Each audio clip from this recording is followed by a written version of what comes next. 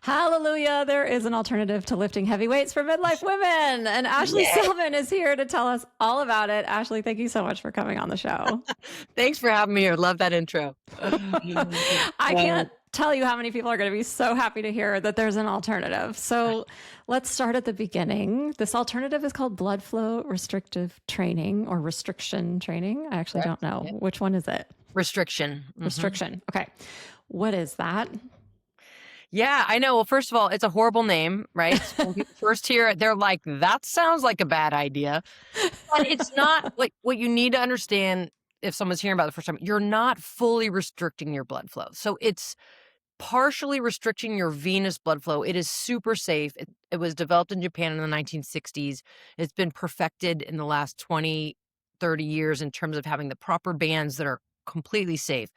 So that's usually the first barrier is people are like, that doesn't sound safe, but it is. And there's been a growing number of studies being done in this area because there's so much potential. But what it is you wear these specialized cuffs. If you're watching on video, I can just show you real quick, but they're just a little rubber and Velcro cuff. They're not overly intimidating. You just wrap it on your arm and then you use a pump and you pump them up to the pressure that is recommended on the band to start with. And what that does is it creates enough pressure on your arm to slow down venous blood flow. And the reason that's good, especially in the context of not having to lift heavy, is that the reduction in oxygen causes a super fast fatigue. Like your fatigue happens much faster in the muscle, and your slow twitch muscle fibers, your type 1, start to get really fatigued without oxygen, and your type 2 muscles, which are our stronger, more powerful muscles that we lose as we age, and typically can only be recruited under heavy lifting. With this method, we can recruit them with light lifting because of the lack of oxygen. So they jump in. You also increase lactic acid. A lot of people have heard of that. And sometimes you think of that as a negative thing, like it's a negative byproduct, but it's actually a great source of fuel for our body. And our brain interprets it as if there's massive fatigue happening. And so human growth hormone and other amazing hormones that build muscle are released. Again, this happens when you work out really hard or with really heavy weights, but we're able to get those same results with very light weights because of using these cuffs that lightly restrict venous blood flow. Oh my gosh, there's already a lot out here. Okay. First of all, what is venous blood flow? Great question. So we have in our vascular system, we have arteries, which is blood coming from the heart into our muscles. And we have veins that take blood out of the muscle and back to the heart. So we're not slowing down the blood that's going into our muscles, but we're slowing how quickly the blood can leave the muscles, which means fatigue accumulates and the blood lactate accumulates in the blood because it's not leaving the muscle as quickly. And overall, it's going to slow down your blood flow a little bit in a way that just increases fatigue. But I say venous because if you fully occluded your artery, like if you were wearing a tourniquet and you fully stopped your arterial flow, that can be dangerous. And that's why people think, ooh, blood flow restriction, that doesn't sound good. Yeah, that's a good instinct because we do not want to cut off our blood flow for a long period of time. Now, when someone gets their blood pressure taken, they're stopping your blood flow for a very short period of time. But this method does not do that. It does not stop arterial flow. So that's an important distinction when you're talking about the safety element of this. This is, in fact, a very safe, it's been studied hundreds, thousands of studies now, and it's shown to be very safe. I think it's a hugely important distinction because even I've known about this for months, but I didn't know that distinction. I mean, it makes sense now that I'm thinking about my experience with it and how my arms start to feel full after I've been wearing them for a while. But I think the common person, when they hear blood flow restriction, they're thinking you're restricting the blood that's flowing to the muscle, not the blood that's flowing out of the muscle. Correct. Yep. So since you're restricting the blood that's flowing out of the muscle, this must mean that you can't wear these bands that long. Like I said, I've been using them now for 5-6 months, and I noticed my arms start to feel kind of full and my veins start popping. And you said you feel that burn faster. So for those reasons, does that mean that we're not wearing them that long? Great question. So 2 things. we're slowing down venous blood flow, but we're not fully stopping venous blood flow. So yes, your veins, you'll start to see your veins a little more because they're holding more blood in them. But every time you exercise, venous blood flow does still push past the band, but it's just slowing down. So if it was fully stopping it, then that would be even a short amount of time. That said, we don't need to wear the bands for very long. About 20 minutes is about the most you need to wear them. The good news about that is the workouts don't need to be longer than 20 minutes. And that's because, and even less when someone's first starting, honestly, but that's because the fatigue happens so fast and the hormonal and metabolic response from your body comes from the fatigue, not how long you've worked out. So you're getting results in 15, 20 minutes that you might need 45 minutes to an hour with regular training to get the same result. So the huge benefits of these bands are you can use light loads and short workouts and get legitimately scientifically studied, proven same results as heavy lifting with longer workouts. So it's a game changer. A lot of people are thinking, oh my God, this is what I've been wanting to hear. Finally, some good news for midlife women. Hallelujah. Okay, tell us about the light weights. Why are we not lifting heavy when we're wearing the bands? And why do we get the same benefit from the light weights? Yeah. So, and when we say light, what are we talking? Like 2 pounds, 3 pounds, 5 pounds? Yeah, it depends on the person. If they're new to strength training, I would say 2 to 3 pounds. If they're intermediate, I would say 5 pounds. If someone's more advanced, maybe 8 to 10 pounds. It also depends on which exercise you're doing. Obviously, the more isolated exercise with a smaller muscle group, you're going to go a little lighter. And then if you're doing a big full body squat, maybe you're going a little heavy, but it's always going to be at least 50% lighter than what you would regularly lift for that exercise. Technically, in the science, they say it's 20% to 30% of your 1 rep max, but most people don't really know what their 1 rep max is. So I like saying 50% of kind of what you would normally pick up if you were going to do that exercise. So considerably lighter enough that for most people that struggle with joint issues, or maybe they have an injury that heavier lifting might bother, you can go light enough with blood flow restriction, not exacerbate that injury or that joint issue, so you can get stronger without exacerbating your injury or causing more inflammation. So many people that have done this program, if they have pain in their body somewhere, their pain significantly improves. And that's because they're able to get stronger without stressing the body part that tends to bother them. That makes this so intriguing for a lot of midlife women who are dealing with joint pain, arthritis, and also just overall fatigue. Like it's actually unsafe to go and try to lift super heavy weights when you can't get a good night's sleep. Oh my God. I know. I feel like there's so much messaging out there for people that are kind of on the latest, listening to all the top people. Heavy lift, midlife is when you need to lift heavy. The reason they're saying that is because when our hormones change in midlife, we don't respond as well to the stimulus of strength training as we used to. So we have to create a bigger stimulus for our body to respond. So experts are saying, so go really heavy, make sure you're pushing yourself. But we're also the most fragile we've ever been. Our tendons and our muscles, and you said we're lacking sleep and we're fatigued. So it's not a great combo to say, go lift as hard as you can. Oh, and by the way, you're fragile.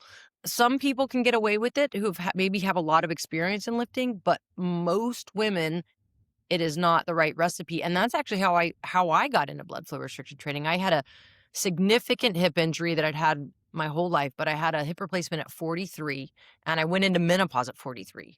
Yay for me. Great Double year whammy. life, right? Double whammy. I felt like shit. I was aching all the time. I was a trainer. I was an athlete. I know how to lift heavy safely, quote unquote. But I felt like crap every time I lifted heavy. My back would hurt, my knee would hurt, my hip would hurt. And I felt so frustrated and defeated because I felt like there was no path for me to age well because I felt like my body was broken. And now that I talk to so many women, maybe they don't have a significant injury the way I did, but their body doesn't feel great. And they feel a little bit like they're in a no-win situation. I either have to push my body and lift heavy in a way that I don't feel comfortable, or I give in and go light it. But I was losing muscle. I lost 8 pounds of muscle in just a few years because I could no longer lift heavy. And that's how I discovered blood flow restriction. And within a month of really committing to using it on my lower body and upper body, My atrophy of my right leg went away. My pain went away. My walking improved. I no longer had a limp. It was not a subtle difference. It was a giant difference in a short time. And that's where I was like, whoa, why don't more people know about this, especially women in midlife going through these hormonal changes? BFR increases that signal that other experts are telling you to lift heavy to increase that signal. BFR is able to increase the signal because of what is happening to your blood flow and to the blood lactate and that's stimulating. So you're getting that extra signal that's really important in midlife, but in a way that your body can handle without causing too much stress or pain or fatigue. So why don't more midlife women know about this? Like, why is this a secret? It's such a good question. I think there's a couple things. I think until bands, the bands when they first were out, like in the late 90s and the early 2000s, were very technical to understand. Most of them had power. They were monitoring your blood flow because they wanted to make sure they weren't occluding the artery. So you needed a specialist. You needed a physical therapist or a medical doctor. Now they've created bands. The bands we use have been around for about, I think, 9 years now. They were created by a cardiologist, and they have a unique design that the way the bladder's designed when you pump it up is it becomes impossible to occlude arterial flow. And there's actually videos out there that shows when the band is as tight as possible, which you would actually never even wear it that tight. It's still doing full, your arterial flow. So the bands had to get to a point that someone could safely use them at home on their own. They're dummy proof. They're easy to use. So that's one thing. The other thing is the name is terrible, so it turns a lot of people off. So because it's not well known and then you hear this name, people immediately dismiss it. There's not a lot of education in the training world either yet, although that's something I'm working on changing. We're going to start doing some certifications for fitness professionals so that there's more education from fitness professionals. Physical therapists know about it, and they use it all the time for post-surgery recovery because you could build muscles so quickly without stressing. Let's say you just had a knee replacement. Well, your PT will tell you to use BFR to keep your quad strong without stressing the joint because you need months before you can stress that joint. But if you don't exercise for months and you're midlife, your quad muscle is going to disappear. So PTs know how effective it is, and now it's coming more into fitness where the average person can use it at home safely. And I think it just needs more education and more awareness, which is what I'm trying to do with it. That's why you're here. That's right. So can BFR training completely replace lifting heavy? So I would say it depends on the person. If someone's already lifting heavy, feels good lifting heavy, but wants a faster workout that's a little lighter on their body, I would do a combination. If you're someone who doesn't lift heavy, doesn't want to lift heavy, or has any reason why lifting heavy doesn't feel good on your body, blood flow restriction is going to build muscle easier than heavy lifting. It builds bone if you're midlife and above about the same as heavy lifting. So it's great for bone density. The only thing that heavy lifting does that blood flow restriction doesn't is it works your central nervous system a little bit more, meaning just the signal to your muscles. Gymnasts are a great example of this. They're not that big. Gymnasts are small. They're obviously muscular but strong, but their muscles aren't as big as like a bodybuilder's. And that's because their nervous system is really, really dialed in. Now, as we age, I don't think that matters. If you're an elite athlete doing a power move, you need central nervous system firing. As someone aging, it's not as important, and you will still get that improvement because strength goes up with BFR as well as muscle. But that's the only argument I've heard of what outperforms BFR with heavy lifting. I just think for the person who struggles with heavy lifting, they're going to get 90% of the benefit, if not more, with BFR without any of those downsides. So most women in my program are 100% doing BFR. I personally do one 20-minute heavier workout a week. That's all. And I'm stronger than I was when I was trying to do 3 times heavy a week. And my hips stronger. I can handle more load without pain. So BFR has actually helped my heavy lift be more positive and productive. So it, again, depends on the person. But most people I coach, they just do BFR 3 days a week, 25 minutes, and they feel better than they have in sometimes decades. And what specifically are you seeing from your clients as far as results go? What are they reporting back to you? We actually did a 6-month study from our program because we wanted to track this. But what most people say, big increase in energy. That's one of the first things people say. And the reason for that, if you think about we're reducing oxygen as we're working out, it causes, a lot of people have heard this word lately, but it's a technical word, mitochondria or mitochondrial biogenesis. Mitochondria is our cell within our body that converts oxygen into energy. That's the short way, but it's super responsible for how energetic we feel. And as we age, our mitochondria get less healthy. But because blood flow restriction is forcing your body to work with less oxygen, the mitochondria become really efficient at their job. They're forced to get more efficient. They're forced to generate more mitochondria. And so it really impacts energy. And that's one of the first things I hear women say. The other thing, without a doubt, muscle growth and more tone. So people are instantly, and I say instantly because it often can happen within the first 2 weeks, which is much faster than heavy lifting, but feeling the tone back in your arms and legs, feeling the muscle development back in your arms and legs, and being able to continue to build that under light load. And then the other thing, it kind of goes along with the energy, but it's slightly different, is cardiovascular endurance. So I have clients who ride bikes or maybe they run and they feel their endurance goes way up. So maybe they're riding a bike and they always do a certain hill. And it's like, oh my gosh, all of a sudden that hill is so much easier. It's because your cardiovascular system has gotten stronger and more efficient. So it builds muscle and produces human growth hormone on the strength side of things and the bone density, but it also improves endurance and energy on the vascular side of things. And you talk about the cardio benefits a lot during our workouts, which is a little counterintuitive because we're basically just squatting and rowing and push-ups and things like that. Not things that you would think would give you cardio benefits. So explain to us why BFR helps with your cardiovascular system. Do you feel the cardio when you're doing those moves? Oh, yes. And I look at my watch and it tells me your heart rate is whatever, 127. I'm like, okay, I feel it.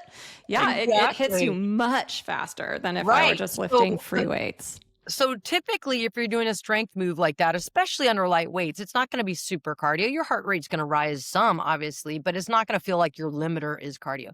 When you put the bands on your arms and legs and it's reducing that venous blood flow, it's making your body work harder to get oxygen to the muscles. They're not replenishing the oxygen as quickly, and so your body has to work harder to pump blood there. So it's increasing your cardiovascular because the bands are there where you're having to work harder. It's almost like, it's not the same mechanism, but it's almost like training at altitude. If you've ever gone somewhere with really high altitude and you walk up the stairs and you're like, oh my God, I'm so winded, it's because your body's working with less oxygen when you're at altitude. Similar with BFR, your body's working with less oxygen, so it has to work harder to get the same amount of oxygen to your muscles. So your heart rate's going to be higher. So interesting. Yeah, that makes perfect sense. And I definitely feel it happening. It's cool because you can get your strength and your cardio workout done in 20 minutes. Yeah. At home. So wait, you mentioned a lot of your clients do this at home. Can you tell us how this works?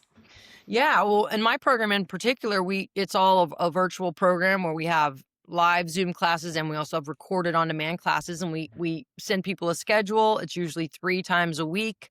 We do a full body day, an upper body day, a lower body day. We're using body weight, light dumbbells, 10 pounds or less, maybe 15 if you're advanced, and tubing, which we send you. And that's the only equipment we use. So it's really easy to do from home. And people love it because I've had a lot of people in the program also say that their consistency has improved so much because you don't have to get to the gym. The workouts aren't as long. You don't feel beat up and exhausted after the workout. You actually feel good and energized. So there's more positive reinforcement of, oh, I want to do this exercise. It's short.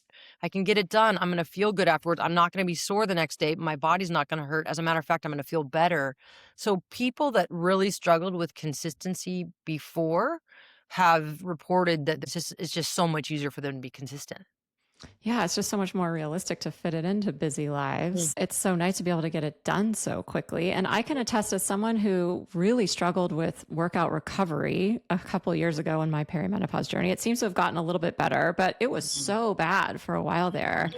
And I can attest that I recover from these workouts pretty quickly and they don't fatigue me, which is super important to me because I like to work out in the morning and I hate to feel tired. So I don't want to work out at 9 and then be tired the rest of the day or feel like I can't make it up the 3 flights of stairs in my house. So it's over in 20 minutes. I feel energized for the rest of my day. I usually go for a nice walk later on in the day and then I get all of that done. And it feels great. It's very attainable. And I think another important point here is that a lot of us who've never lifted heavy really don't have any desire to learn how to do that right now. We don't want to go to a bro gym and we don't want some bro teaching us how to lift heavy. None of that appeals at all. So being able to do this in the comfort of your own home, wear whatever you want, get it done in 20 minutes and get a high five from Ashley at the end. That's awesome.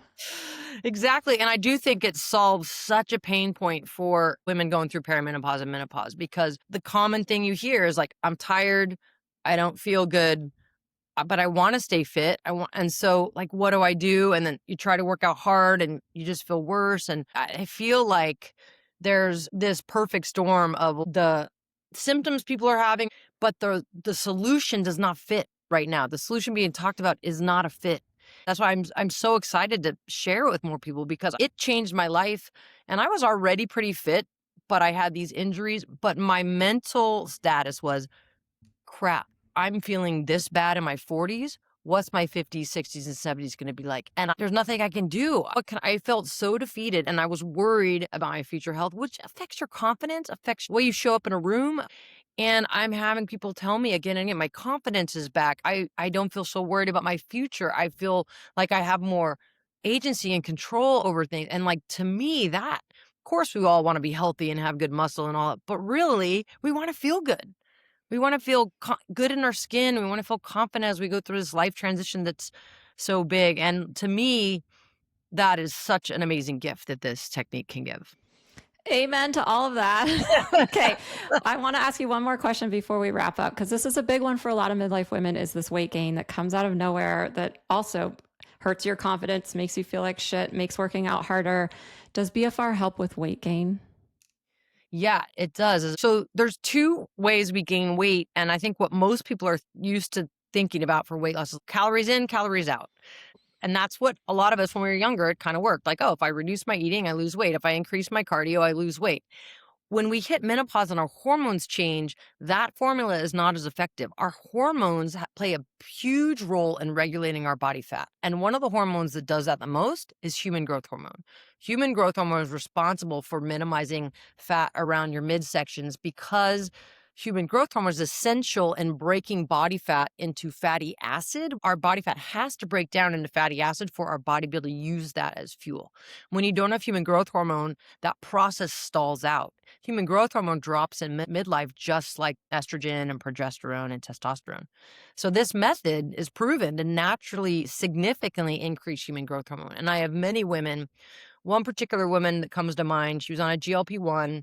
She had a decent amount of weight to lose. She had already lost 60 pounds before I met her, before she came to my program. But of those 60 pounds, 50% was muscle. Ooh. You know, as well as I know, that is not good for her long-term health, because that means her metabolism is going to slow down. She's going to get less functional as she ages. She did BFR for a month.